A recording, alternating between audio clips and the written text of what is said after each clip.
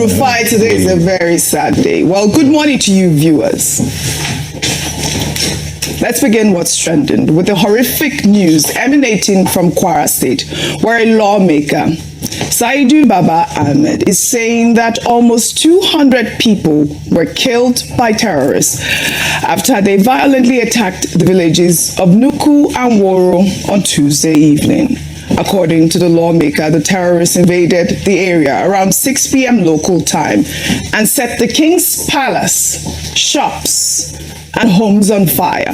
The attack was confirmed on Wednesday by the governor, Abdurrahman Abdurazak, who stated that 75 Muslims were massacred for refusing to surrender to extremists. Because they absolutely refused authentic doctrine and the faith, they were attacked and massacred. It's different from what we used to see, where the subjects were kidnapped for ransom. But this was just a pure massacre, and it's something we truly condemn. These challenges will be mitigated, inshallah. Well, at the moment, the State Emergency Services is going through enumeration and to for how to take care and look over the members of the families. I mean, this they've described as the deadliest attack, almost unimaginable that this occurred just back to back after. I mean, it's been a horrible year so far, Ayo.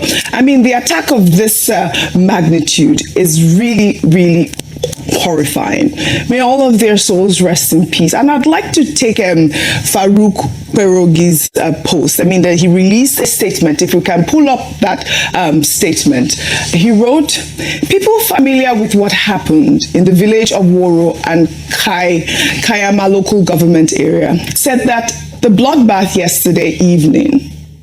started yesterday evening and continued into the morning hours of today. The trigger for the mass massacre was a decision by the district head of the village, by the name Alhaji Saliu Umar, to inform the authorities of a letter the community received from the terrorists stating that they would be coming to preach in the village at an unspecified date. The village head suspected that the terrorists, known to locals as Mahmuda, were up to no good. So he did what all law-abiding people would do, report to the security forces. It turned out, however, that the terrorists appeared to have informants among the security forces the village head reported to. The terrorists were incensed that the village head had the temerity to report them to the security forces and decided to go on a mass murdering spree. In retaliation, it is not the first time the Mahmuda terrorists have done such a thing in that community. The photos of slaughtered and mutilated bodies of innocent men, women, and children that my people shared with me have immobilized me and will probably haunt me for days. And I did see some of those visuals. Really, really horrific. You know, women, children, the king's family killed. We had our reporter on ground. We even had our reporter yesterday saying that he was there counting bodies and he was weak. Ayo.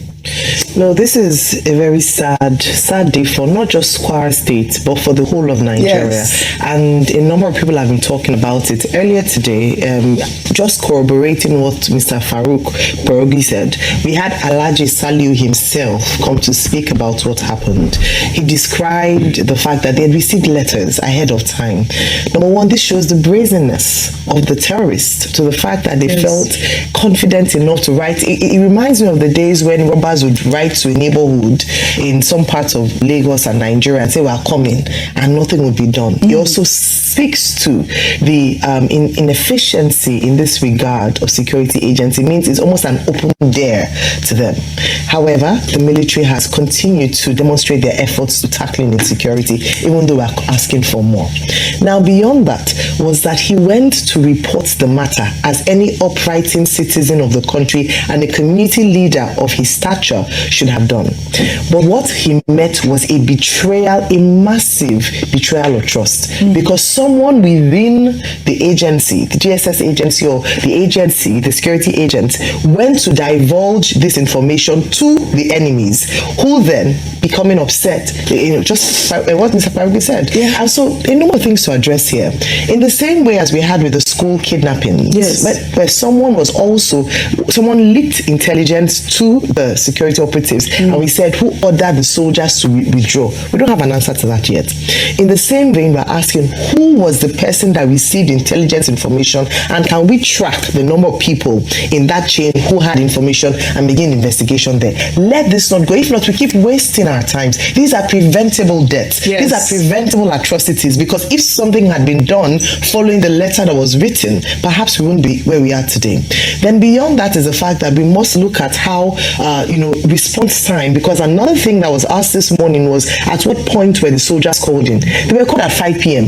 They arrived at 3 a.m. That means that they arrived 10 hours.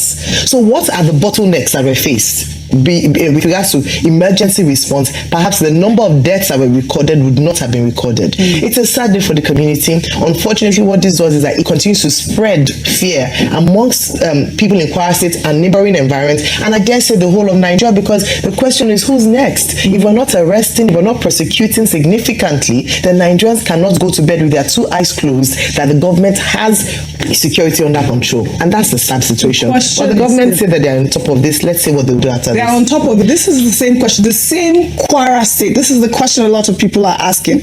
I mean, it's not new that these terrorists are operating in Kwara State, especially. Why deploy troops after the fact? What if we have troops? Why don't you just put them on ground?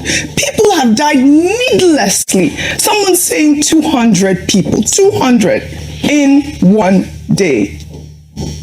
May their souls rest in peace. Meanwhile, the United States military has confirmed that American troops have been deployed to Nigeria, marking the first official acknowledgement of U.S. boots on the ground since Washington launched airstrikes on Christmas Day. General Dagvin Anderson, head of U.S. Africa Command, announced on Tuesday that the small team with unique capabilities has been sent to Nigeria following increased security cooperation between both nations. The deployment came after Anderson's meeting with President Tinubu in Rome last year. Nigeria's Defense Minister Christopher Musa confirmed the presence of the U.S. personnel, but provided no further details. Meanwhile, the House Foreign Affairs Africa Subcommittee held a hearing on Wednesday titled Defending Religious Freedom Around the World, with U.S. congressmen calling out Nigeria as a country violating religious freedom. Well, according to former U.S. Ambassador Sam Brownback, Nigeria is at risk of descending into widespread Christian-Muslim violence, with Brownback describing Nigeria as the deadliest place on the planet to be a Christian. And Rufai, this was the conversation about this Kwara attack. They call them jihadists, the people that were there. But I call them terrorists, whether they're jihadists or not. They were out there trying to indoctrinate people in Kwara State, and because they refused to, cower to the religion, they massacred them. That's one of the stories out there. Let's go back to the definition of a genocide. Yes. The definition talks a lot about intent.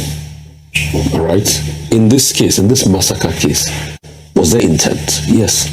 The intent was to spread doctrines. They massacred Christians, they massacred Muslims, Muslims. Mm-hmm.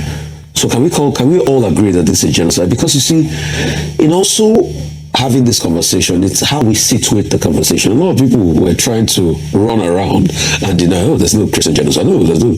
And I've said many times, I can say boldly there's Christian genocide. I can also say there's genocide against Muslims in the country. But can we both agree that there's a genocide going on in Nigeria? Because with these killings, does it pass the test of intent? It does. Secondly, the case about complicity. Till today, the Nigerian state does not have. And please, let me be a bearer of bad news, Ojy.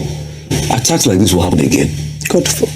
No, see, it's not by God saying God forbid. I always pray. Ojy, see, Ojy, it's not for the want of prayer. If it's by prayer, the amount of prayer that goes out in churches every Sunday, Nigeria will not have one smell of insecurity. But it's not by prayer. It's by walking and praying. We pray, but we are not doing the aspect of walking. What is the walking? Intelligence, reconnaissance, holding people accountable. Ojy, I can bet you that those that leaked the secret to the terrorist group, those that were complicit, they will never be revealed. We should not even investigate further, Ojy. How did the village head call the security boys by 5 o'clock? They didn't come till after 3. And it was when the terrorists finished that they came. Who is protecting who? They said they put booby traps on the road. They call you by 5, reconnaissance. When I was asking Rafiu, the chief press secretary, he was trying to dodge it. You see, in this country too, you will not want to talk against your master or talk against. They said they got the people came. They didn't come until 3 o'clock. I know you raised a very important point as regards the KB girls. That was how they ordered the military to leave there and the attack happened. So who is in charge of all of this? Who are the complicit bad eggs?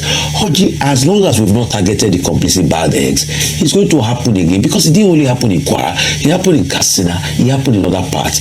Ojy, it's just that same level of complicity that happened in Kaduna, that terrorists came, picked 177 people. The local government chairman went there and told them, please don't talk about it, don't reveal this. And guess what? It was because the people revealed it. Till today, the local government chairman is still working free. The police was also complicit. The police also tried to cover it. Ojy, in a case where you can't trust the police, trust security architecture, trust the fact that you give intelligence. And that's when people say, oh, give us intelligence of what is happening. You are so scared, you don't know who to talk to.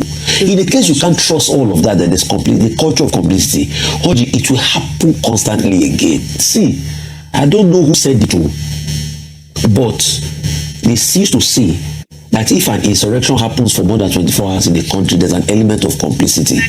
The complicity is so wild in this country that you and I will be here and will report the next attack, which might be a couple of days from now, except we change. We need to target these terrorists.